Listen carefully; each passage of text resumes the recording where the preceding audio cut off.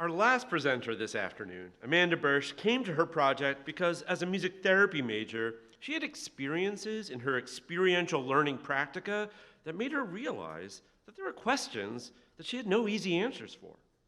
Urged by her mentor, Professor Joy Willem Brancanti, to dig deeper into the literature, Amanda's research examines the ways that music therapists use alternative communication in their sessions with non-speaking clients. A native of Caledonia, Michigan, Amanda will start a music therapy internship this fall at Park Nicollet Health Services in Minneapolis, where she'll be providing music therapy in hospital and hospice settings. Please join me in welcoming Amanda to the stage.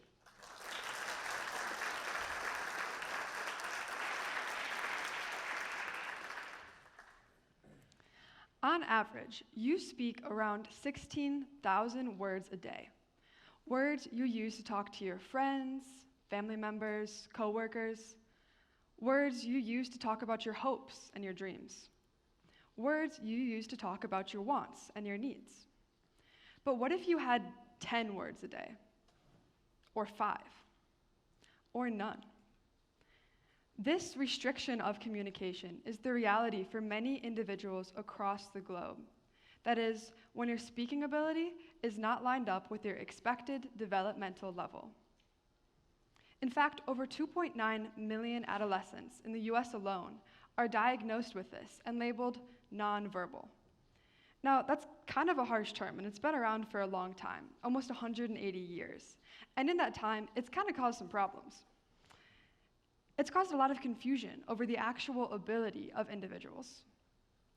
It's also resulted in a lack of access to research because there's a lot of overlap between using the term nonverbal for diagnosis and using the term nonverbal to describe physical things like facial expressions and hand gestures.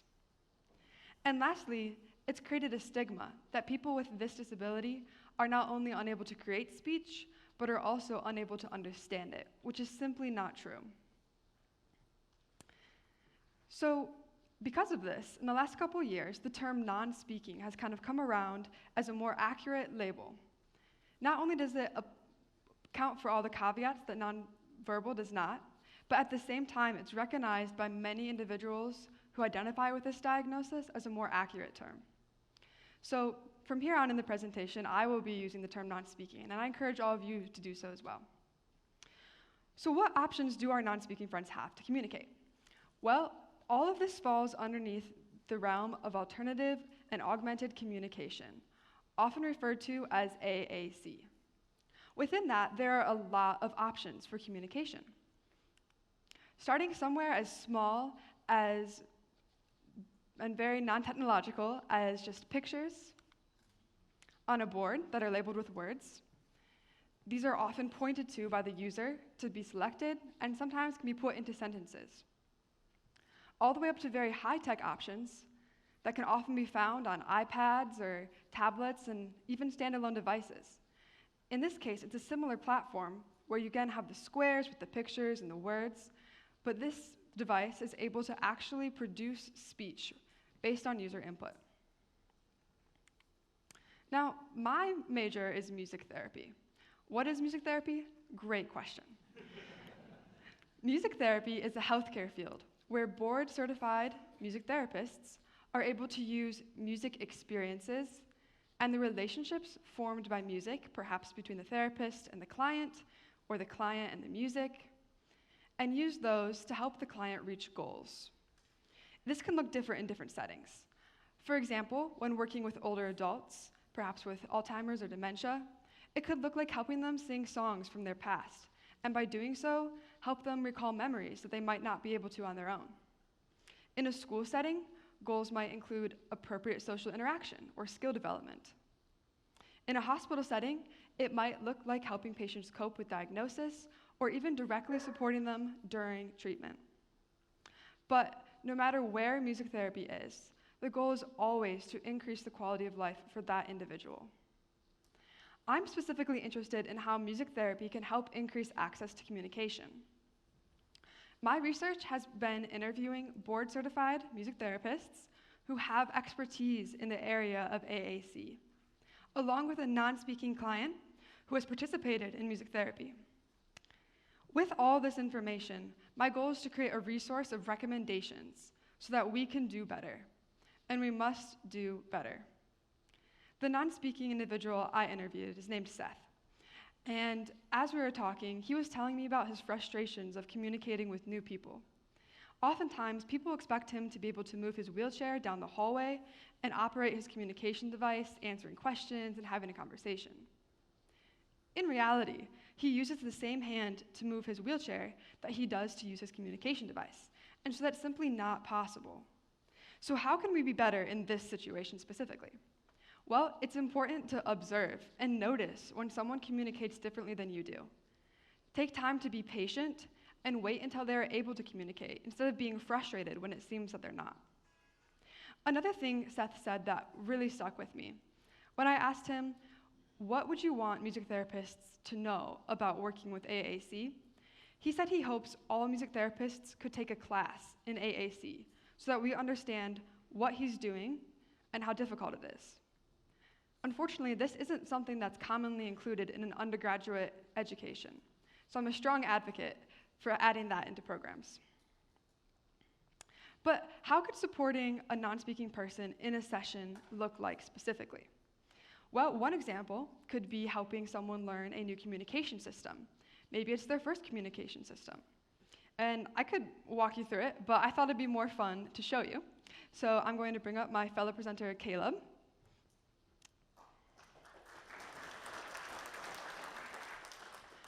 And on this tablet here, I have an app that we're going to use, and it looks like this.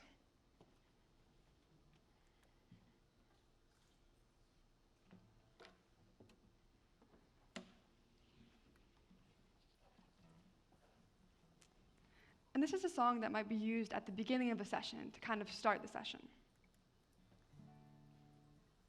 Hey to Caleb, hey, hey. Hello, hey to Caleb, hey, hey. Hello, hey to Caleb, hey, hey. Hello, it's time for music. All right, it's your turn now. Hey to Caleb, hey, hey. Hello, hey to Caleb, hey, hey. Hello, hey to Caleb, hey, hey. Hello, it's time for music. Yeah, awesome.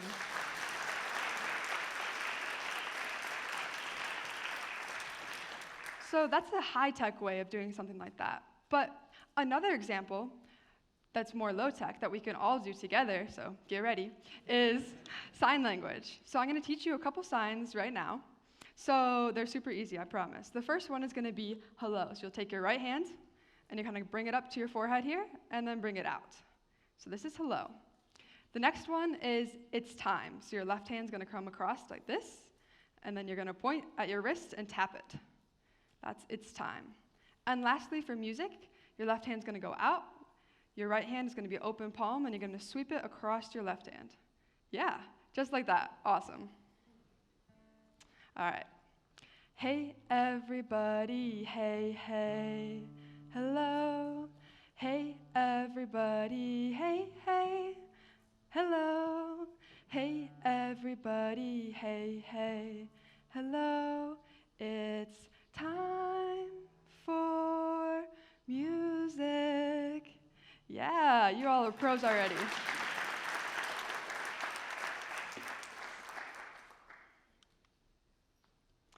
As you can see, music therapy is amazing, and it has the potential to help so many people. But how does it apply to all of you sitting here today? Because I'm pretty sure, except for my professors, you're not music therapists. Well, I have a couple tasks for you. First, now that you've heard of music therapy, and maybe have a better understanding of what it is, advocate for it. If you have a friend or family or someone in your life that you think might benefit from it, tell them about it. If you know someone who's in music therapy, ask them about it. Secondly, if you're interested in learning more about the recommendations that I found in my research, as well as finding a catalog of devices and where they can be accessed, all this information can now be found at a new website, aacforall.com. And lastly, the next time that you're interacting with someone who might communicate differently than you do, take time to observe this difference, to be patient. By doing this, we can ensure we all can communicate those hopes, those wants, those dreams, and those needs. That helps us ensure the autonomy and dignity of every human being. And that is how we work towards the common good for all of us. Thank you.